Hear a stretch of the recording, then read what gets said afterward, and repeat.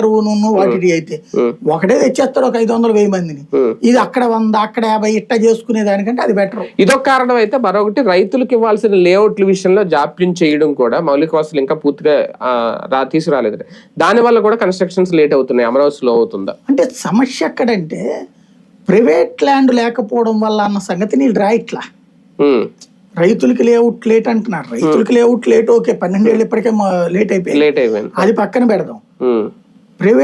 ఇక్కడ ఆ ల్యాండ్ ఇచ్చేసి ఉంటే రైతుకి, రైతు ఎవరికో డెవలప్మెంట్ కి ఇచ్చుకుంటాడు, అట్లా నడుస్తుంది.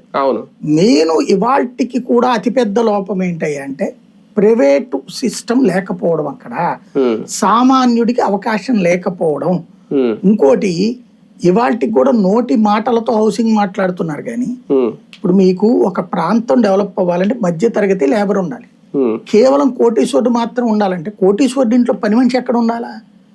కోటీశ్వరుడి ఇంటికి వచ్చేటువంటి ప్లంబర్ ఎక్కడ ఉండాలా?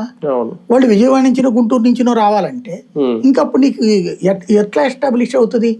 ఇప్పుడు మీకు హైదరాబాద్ లో ఈ మన రింగ్ రోడ్డు ఉంది కదా, ఇన్నర్ రింగ్ రోడ్డు పొడవునా వెళ్తే ఈ పక్కన దిగుతాం కదా, అలాంటి అనేక ప్రదేశాల్లో విల్లాలు ఉన్నాయి.